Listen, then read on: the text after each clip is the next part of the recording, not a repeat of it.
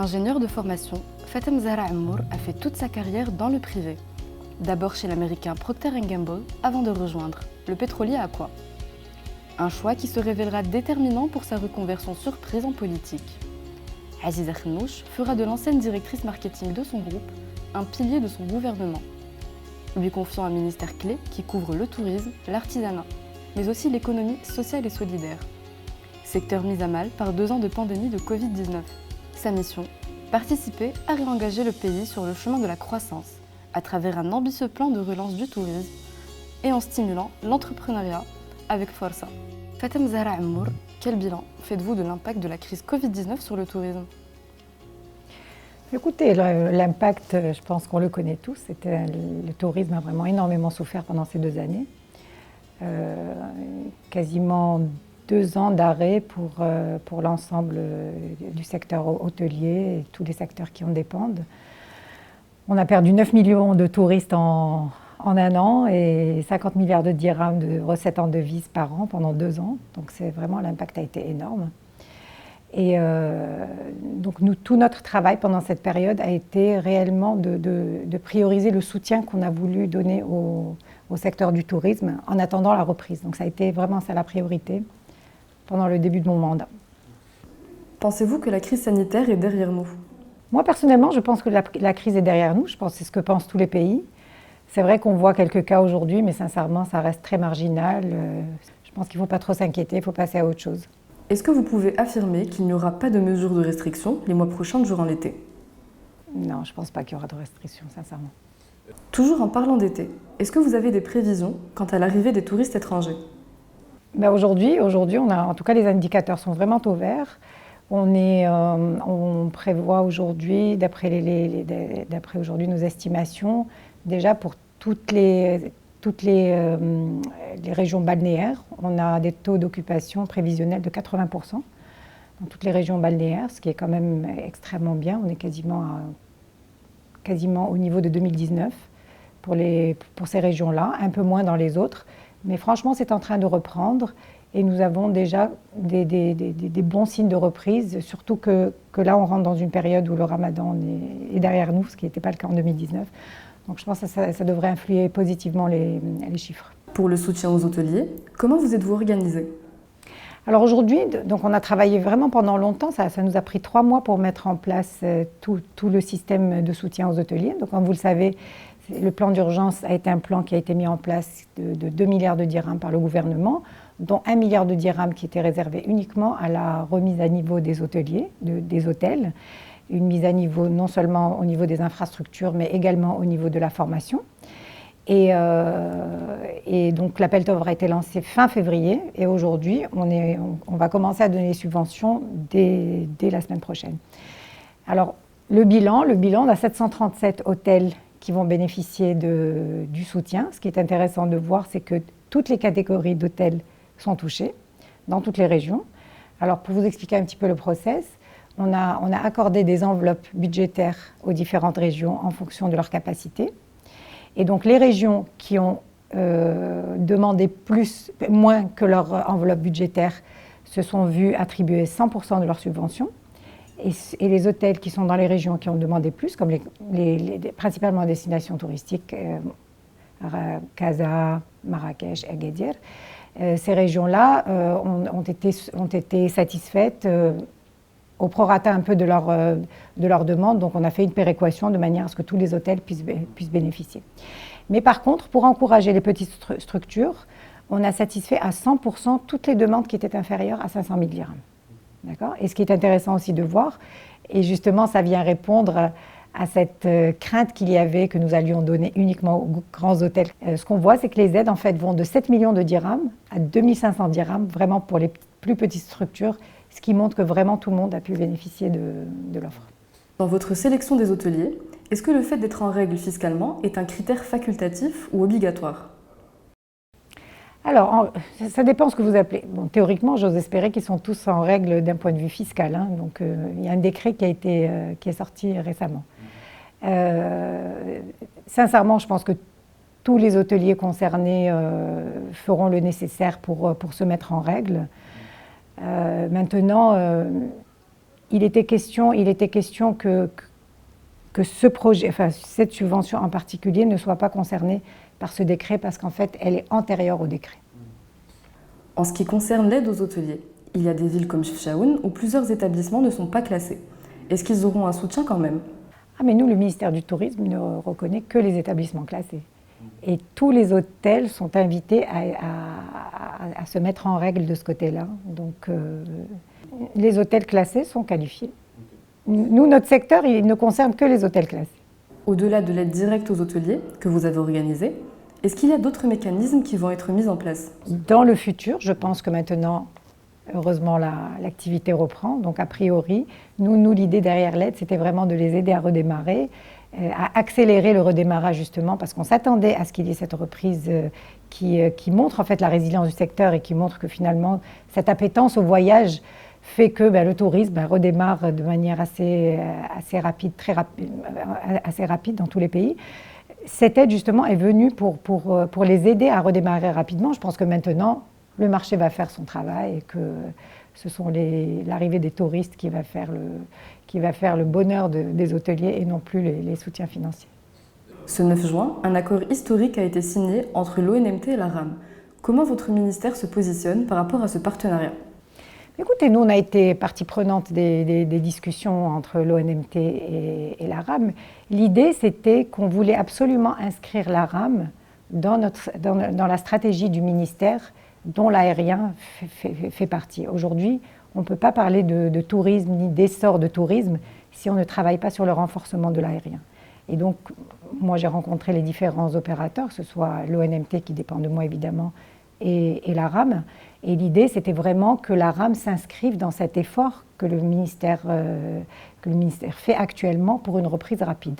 Donc ça s'est fait en amont et le Memorandum of Understanding qu'on a signé hier est le résultat en fait de toutes ces discussions.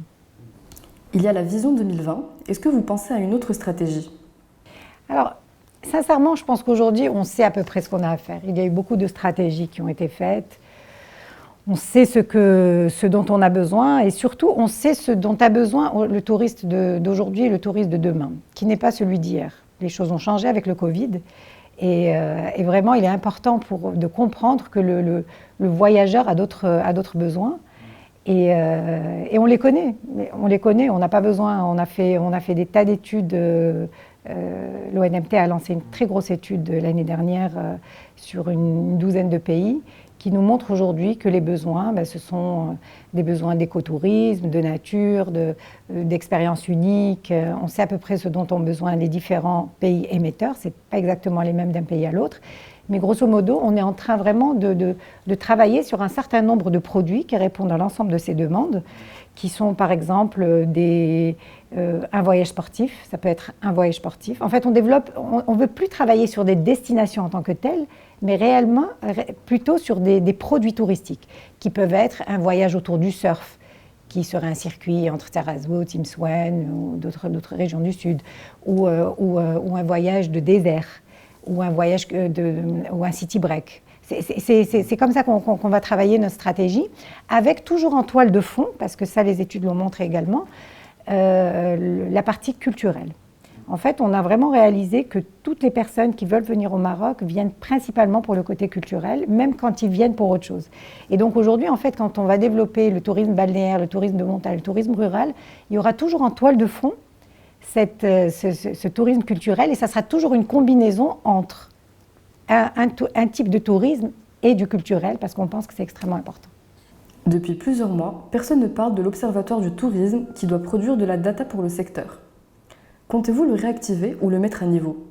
Ah, complètement. Il faut mettre à niveau l'Observatoire du tourisme et c'est quelque chose sur lequel on travaille de manière très active parce que, comme vous le dites, on n'a pas eu de données pendant quelque temps et il est important que cet outil soit rapidement activé pour le pilotage de l'activité. Donc ça, c'est vraiment une priorité du ministère. Parlons artisanat. Quelle est votre stratégie pour structurer le secteur? En fait, le secteur de l'artisanat, nous, notre priorité, ça a été réellement la mise en place des décrets d'application de la loi 5017, en fait, qui est là pour structurer le secteur de l'artisanat.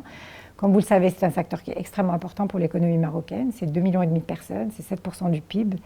Et on peut dire aujourd'hui qu'une famille sur 3, à peu près au Maroc, vit de l'artisanat. Donc c'est vraiment un secteur qui est extrêmement important et qui est un gros employeur. Il était important qu'on arrive à mettre en place une structuration de ce secteur qui est une demande en fait depuis des années et des chambres d'artisanat. Et aujourd'hui, c'est en train de voir le jour. Donc la mise en place du registre national de l'artisan est vraiment un pas énorme en avant qui a été mis en place il y a quelques mois. Et ce registre a vraiment pour objectif de donner un statut à l'artisan. Selon une nomenclature de 172 filières, aujourd'hui, l'artisan sait enfin qui il est, entre guillemets, dans quoi il peut s'inscrire. Il aura un identifiant. Et c'est ce qui va lui permettre d'ailleurs par la suite de pouvoir s'inscrire au niveau de la CNSS. Et on pense que c'est un pas énorme parce qu'il est important quand même de donner un statut et une dignité à cette partie de la population qui est extrêmement importante. Il y a quelques semaines, pour l'élaboration de la loi cadre de l'économie sociale et solidaire, votre ministère avait fait appel à 2 cabinets externes.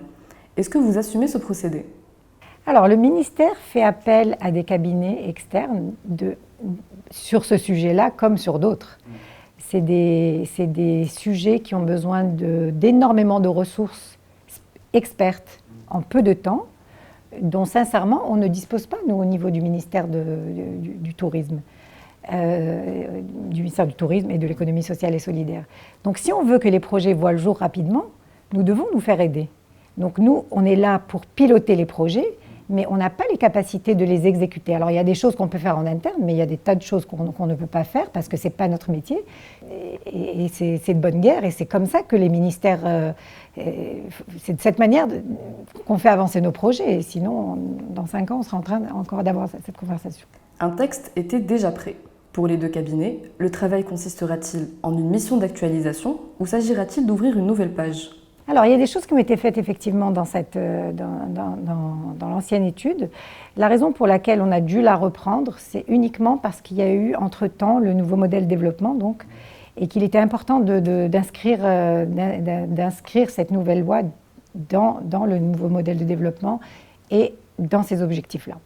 Mais il était important quand même de pouvoir repositionner les choses, notamment par rapport à nos objectifs, qui sont par exemple de faire passer l'économie sociale et solidaire d'une contribution de 2% du PIB à 8% du PIB pour s'inscrire dans le NMD. Et voilà, toutes ces choses-là ont fait que nous avions besoin de relancer une étude qui n'est pas là pour refaire les choses, mais qui est là pour capitaliser sur ce qui a été fait, pour pouvoir justement sortir une loi très rapidement, qui est nécessaire. Hein. Vraiment, l'objectif, c'est d'avoir un cadre réglementaire pour pouvoir donner les outils à l'ESS pour pouvoir se développer et en faire le 3e pilier en fait, de l'économie à côté du secteur public et du secteur privé. Pensez-vous qu'avec le nouveau modèle de développement, il faudra à chaque fois changer de texte au niveau du gouvernement ou de votre ministère ? Il est question d'une étude de 4 millions de dirhams. Non, franchement, à côté en ce qui me concerne, il n'y a que ce volet-là qui n'avait pas été intégré. Donc, je pense que depuis sur les derniers mois, et déjà dans la préparation de la loi de finances, la plupart des points du nouveau modèle de développement ont été inclus, donc je ne pense pas que ça sera un sujet. Et entre parenthèses, l'étude a coûté 4 millions de dirhams, mais elle a été financée par l'AFD. Donc, Depuis quelques mois, vous pilotez le programme Força. Il devait plutôt revenir au ministère de Younes Kouré. Pensez-vous que votre département est plus apte à mener cette mission ? Alors, vous dites qu'il devait revenir. Je ne sais pas qui a décidé ça. Moi, Pourtant, il l'avait présenté en premier. Ça n'engage que lui, sincèrement. Aujourd'hui, écoutez, le gouvernement a un certain nombre de projets qui sont importants, qui finalement concernent tous l'emploi, parce que c'est la finalité de tout ce que nous faisons. Il est vrai qu'il y a 2 projets qui sont importants, qui sont Aourache et Força. Et je crois que le chef du gouvernement, comme n'importe quel chef d'entreprise ou capitaine d'équipe, ou ce que vous voulez, a cru bon, et je pense à juste titre, de répartir les différents projets sur différentes personnes, de manière à pouvoir les faire avancer de manière rapide. Je pense que franchement, ça ne va pas plus loin que ça, sincèrement. Vous pilotez le programme Força. Mais à vos côtés, il y a aussi la SMIT. Quelle est sa valeur ajoutée? Écoutez, moi je pilote le projet, mais j'ai besoin d'un outil pour ça. Cet outil, je ne l'ai pas au ministère. Donc la SMIT, qui est une société qui dépend du ministère, est spécialisée dans l'ingénierie de manière générale. Elle a les ressources pour faire ça, pour le compte, je dirais même pas du ministère, vraiment du gouvernement, parce que c'est un projet gouvernemental. Et sincèrement, les résultats ont montré que le choix était judicieux, puisque aujourd'hui, le projet est extrêmement bien avancé, et c'est grâce justement aux compétences de la SMIT et au choix technologique aussi qu'on a été capable de mettre en place grâce à eux, partiellement. Il y a quelques années, la SMIT a fait l'objet de sévères critiques de la part de la Cour des comptes. Depuis, est-ce qu'il y a eu une mise à niveau de la SMIT? Alors, déjà, il faut savoir que toutes les remarques qu'avait faites la SMIT, la Cour des comptes à la SMIT, qui datent de presque 10 ans, ont été implémentées. D'accord ? Après, les organismes publics sont là pour régler les problèmes au fur et à mesure, et ça n'enlève en rien les compétences des différents organismes, sincèrement. Pour le programme Força, où en est-on pour le moment? Alors pour le moment, le programme, franchement, a reçu un engouement énorme de la part des Marocains de manière générale, des jeunes plus particulièrement. Aujourd'hui, donc, nous avons reçu 160 000 candidatures, ce qui est quand même énorme par rapport à ce que nous attendions, puisqu'on pensait qu'on en recevrait 60 000 à peu près, c'était les estimations. Donc 160 000 candidatures. Aujourd'hui, parmi 160 000, quasiment 95% sont déjà traités par le centre de relations clientèle. Plus de 40 000 sont déjà au sein des incubateurs. Et les entretiens ont déjà commencé dans l'ensemble des 12 régions. Alors si tout va bien, on va pouvoir annoncer lundi prochain les premiers candidats acceptés dans le programme. Et ils pourront commencer leur formation de e-learning, donc Força Academy, dès la semaine suivante. Des incubateurs ont été sélectionnés à travers des appels d'offres. Les résultats qui ont été dévoilés montrent que la plupart sont finalement des bureaux d'études et d'ingénierie. Pensez-vous que ces structures choisies rempliront ce rôle? Ils ont répondu aux appels d'offres et ils correspondaient aux critères demandés. On verra ce que ça donnera, mais de toute façon, nous avions besoin de 46 incubateurs, donc c'est ce qui est énorme.